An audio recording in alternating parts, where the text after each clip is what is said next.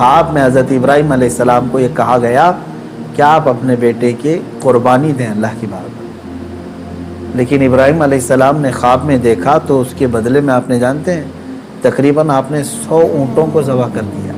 السلام علیکم ورحمۃ اللہ وبرکاتہ۔ عزیزان محترم، امید کرتا ہوں کہ آپ تمامی حضرات شاد و آباد ہوں گے۔ اللہ تبارک و تعالی ہم سب کو اپنے حفظ و امان میں رکھے۔ دوستو، بقرعید سے پہلے، قربانی سے پہلے، عید الاضحیٰ سے پہلے تمام مسلمانوں کو چاہیے کہ مفتی سلمان اظہری صاحب کے اس بیان کو سنیں اور قربانی کی حقیقت کو جانیں۔ دوستو، بہت ہی خوبصورت بیان ہے، قرآن و حدیث کی روشنی میں مفتی سلمان اظہری صاحب بتا رہے ہیں۔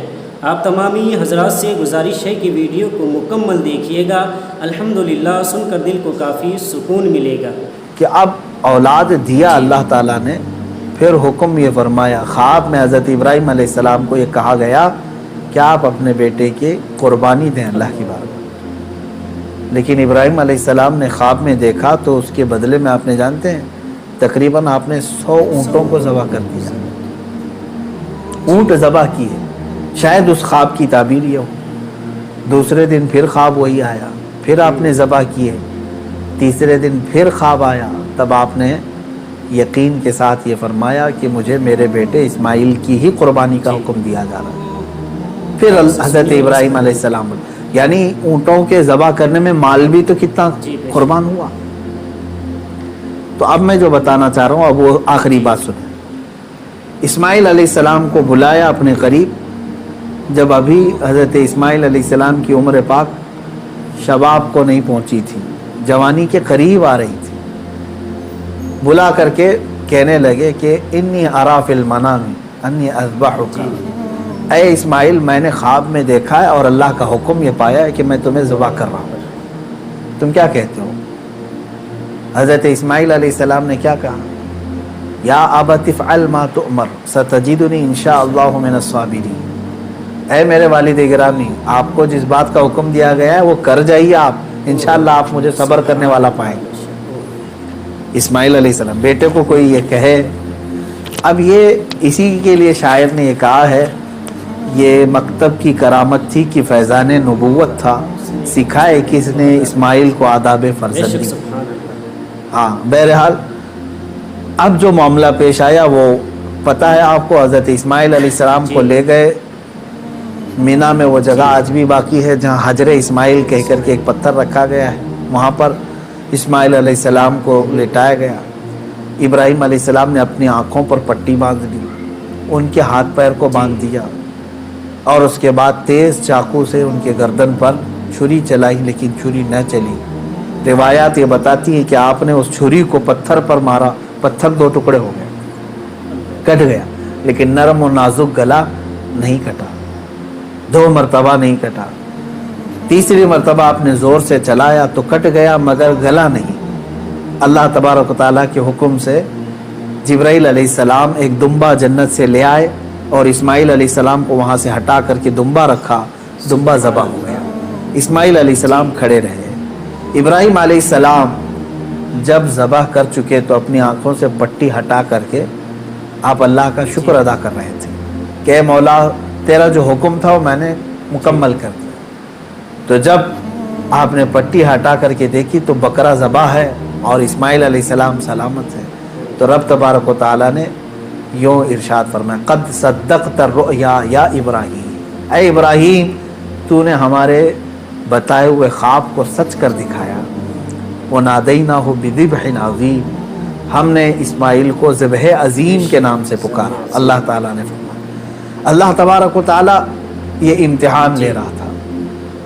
یہ انبیاء اکرام علیہ الصلاۃ والتسلیم کے ساتھ ہے، ایسا نہیں ہے کہ سارے لوگ یہ کر پائیں۔ وہ اس درجے کے ایمان والے تھے، ان کو اسی انداز سے امتحان لیا گیا۔ اب جو بات 2 چیزیں عرض کرنی ہے، پہلی بات تو یہ ہے کہ بعض مفسرین نے اور عاشقان رسول نے اس میں پیارا نقطہ یہ بیان فرمایا، گلا نہ کٹنا، ذبح نہ ہونا کیا وجہ تھی؟ تو فرمایا گیا اس لیے کہ اسماعیل علیہ السلام کی پیشانی میں نور محمدی تھا، حضور اکرم صلی اللہ تعالیٰ علیہ وسلم کا نور پاک تھا، انہی کی نسل میں حضور تشریف لائے۔ ابھی دنیا میں نور محمدی کو آنا تھا۔ اب بعض مفسرین اس بات پر ہی نہیں رکتے بلکہ ان تمام چیزوں کو اوپر تک لے جاتے ہیں۔ ابراہیم علیہ السلام کو آگ نے نہیں جلایا، وہاں پہ بھی نور محمدی ان کے پیشانی میں تھا۔ نوح علیہ السلام کی کشتی غرق نہیں ہوئی اس لیے کہ نوح علیہ السلام کی پیشانی میں بھی نور محمدی تھا۔ بہرحال دوسری بات میں جو بتانا چاہ رہا ہوں وہ 4 چیزیں تھیں۔ ابراہیم علیہ السلام کا وطن سے ہجرت کرنا، ان کا آگ میں ڈالا جانا اور ان کا جانوروں کو ذبح کرنا، پھر چوتھے نمبر پر اولاد۔ کوئی بھی انسان اپنی زندگی میں 4 چیزوں سے بے انتہا محبت کرتا ہے، بہت زیادہ محبت۔ 4 چیزیں اس کی بہت محبوب ہوتی ہیں۔ پہلی چیز اس کا وطن، جہاں پر پیدا ہوا، جہاں رہ رہا ہے، اس سے وہ محبت کرتا ہے۔ دوسری چیز وہ اپنے مال سے محبت کرتا ہے۔ تیسری چیز وہ اپنی اولاد سے محبت کرتا ہے۔ چوتھی چیز وہ اپنی جان سے محبت کرتا ہے۔ اور امتحان انہی چیزوں سے ہوتا ہے جس سے محبت کیا جاتا ہے، ایسی دوسری چیزوں سے نہیں امتحان لیا جاتا۔ آپ کو جو چیز ناپسند ہے میں کہوں وہ دے دو، وہ فوراً اٹھا کے دے دیں گے، جیسے گھر میں رکھا ہوا کچرا اٹھا کر کے فقیروں کو دے دیتے ہیں۔ ہاں، امتحان تو اس وقت ہوگا جو اپنے مزے کی اور پسندیدہ چیز آپ بنا رہے تھے اور پھر آپ کو کہا گیا اس میں سے دے دو، تب مشکل ہو جاتا ہے۔ ہاں، جو دے دیا اور پھر وہ امتحان میں کامیاب ہوا، اپنی پسندیدہ چیز۔ ابراہیم علیہ السلام سے جو امتحانات لیے گئے وہ 4 محبوب چیزوں سے امتحان لیے گئے، اور اب 4 امتحانات میں ثابت قدم رہے۔ آپ نے وطن بھی ترک کیا، جان بھی جوخم میں ڈالی، اولاد بھی اور اپنا مال بھی۔ پھر اللہ تبارک و تعالیٰ نے اس عظیم مقام پر آپ کو فائز فرمایا جو حضرت ابراہیم علیہ السلام کو آج بھی کیا لقب ہے معلوم؟ ابو الانبیاء کہا جاتا ہے۔ ابو الانبیاء یعنی نبیوں کے باپ ہیں۔ اب عزیزان گرامی، ان واقعات میں میرے سنانے کا مقصد یہ تھا کہ ہمارے بچوں تک یہ واقعہ پہنچ جائے تفصیل سے، پھر آپ اپنے گھروں میں اپنی اولاد کو سنائیں ضرور۔ لیکن اس پورے واقعے سے ایک جو جذبہ ملتا ہے وہ ہے استقامت کا۔ یہی میرا میسج ہے آج کا، یہی میں پیغام دینا چاہتا ہوں۔ کسی بات پر جمے رہنا، ڈٹے رہنا، یہ انبیاء کی سنت ہے۔ ہاں، ہلا دیے جائیں گے، تمہیں تکلیف میں ڈالا جائے گا، لیکن جمے رہو گے تو اسی طرح کے انعامات کی بارشیں بھی ہوں گی۔ دوستو، بہت ہی خوبصورت انداز میں قرآن و حدیث کی روشنی میں مفتی سلمان اظہری صاحب بتا رہے تھے۔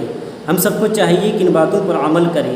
دعا ہے اللہ تبارک و تعالی ہم سب کو ان باتوں پر عمل کرنے کی توفیق و رفیق عطا فرمائے، اور ہم سب کو اپنی زندگی کو قرآن و حدیث کے مطابق پیارے آقا صلی اللہ تعالی علیہ وآلہ وسلم کے فرمان کے مطابق اور صحابہ کرام کے نقش قدم پر چلنے کی توفیق و رفیق عطا فرمائے۔ دوستو، امید کرتا ہوں کہ آپ سب نے ویڈیو کو پسند کیا ہوگا، تو اس ویڈیو کو زیادہ سے زیادہ لوگوں تک پہنچانے کی کوشش کریں۔